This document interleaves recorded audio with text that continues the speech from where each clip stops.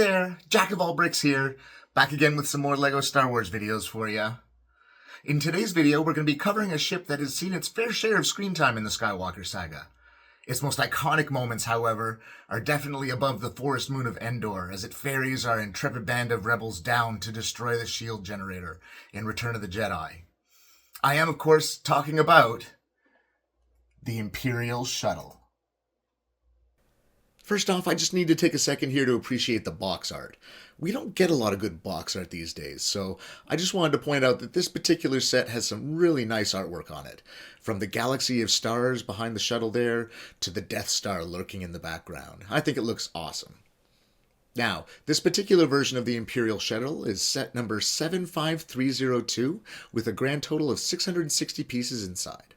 It was released in March of 2021 and actually retired at the end of 2022, so the only way to get your hands on this set these days is through the secondary market.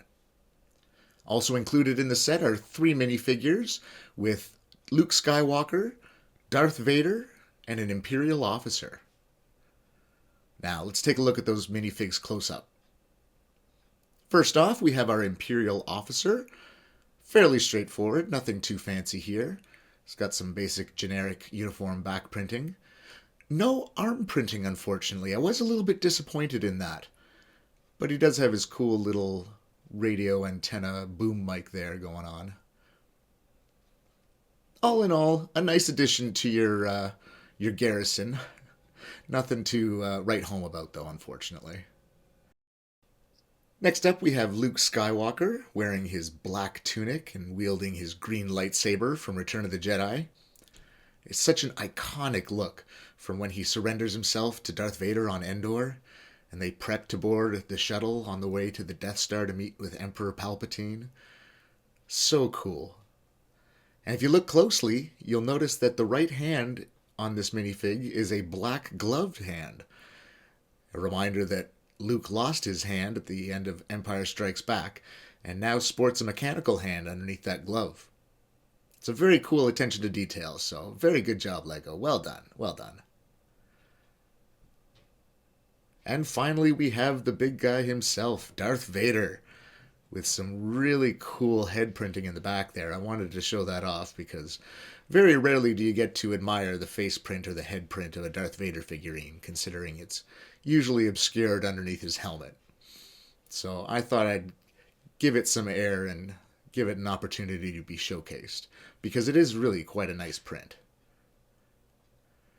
Again, no arm printing on any of these 3 figurines, which is surprising, especially for Darth Vader, because lately it seems you can get a Darth Vader with arm printing in a $20 mech set, much less a $120 Imperial Shuttle. Make it make sense. And there we have the helmet on for the full Monty, you could say. Now the Dark Lord of the Sith is ready to go take his son before the Emperor and try and turn him to the dark side. Alright, now let's take a look at the model itself. And here it is, the Imperial Shuttle. As you can see, I have it propped up on a stand here so that we can see it in flight mode with the wings down. Again, this is the more iconic look of the ship. It is more compact when it's landed, but in my opinion it looks so much better like this. Now, there's a couple of cool features in this model that I want to take a look at before we actually start to nitpick the details here. So let's take a closer look at the cockpit first of all. Now, the first word that comes to mind is small. I mean, if you open it up, as you can see, there's really not much to it. There's no consoles, no nothing, just barely enough room to fit one pilot, or your Imperial officer, in there. And even then, he has to be at a pretty reclined position in order not to smack his face on the windscreen there. But it does fit one pilot, so I guess that's better than nothing. Also, you'll see 2 stud shooters attached to the side there. Great little play functionality. Now, let's take a look at the cargo hold. So as you can see, this little Technic piece up here is actually a little lever that if you pull it back, the whole top wing folds open to reveal a little interior. And when I say little, I do mean little. It's pretty cramped in here as well, but there is enough room for your Luke Skywalker and Darth Vader minifig, as well as their lightsabers off to each side there, which I thought was kind of a cool addition. And then when you're done placing your minifigures inside, you can take the rear of the top wing there and just fold it back down, and it locks into place. And if you want to show off your model in a landed position, you can do that by just folding up the wings. Each wing is attached to 2 ratchet joints, so you can snap them into position just like so. And then place the model down, and there you have it in a landed position. Now, I'm going to come to another downside to this model, and from this 360 view here, you can probably already guess what it is. It's the underside of the wings. They are ugly. I mean, I know there's not a lot of room for detail there with how thin it has to be, but the exposed plates and Technic pieces there they look really bad. And let's face it, most people that are going to be displaying this on a shelf are going to have it in this landed position. And at the wrong angle, it just looks wrong. Now, while this is a downscaled version of the Imperial Shuttle compared to what we've previously gotten from LEGO, it's still decently sized.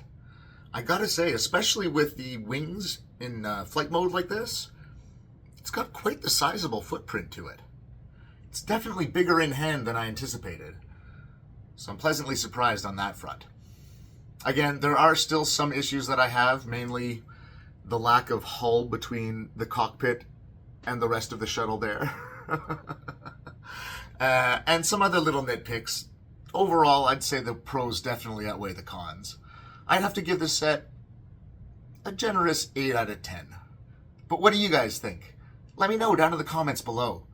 Also, if you haven't subscribed to the channel yet, please do. It's just me here, and it makes a huge difference for a small channel like this.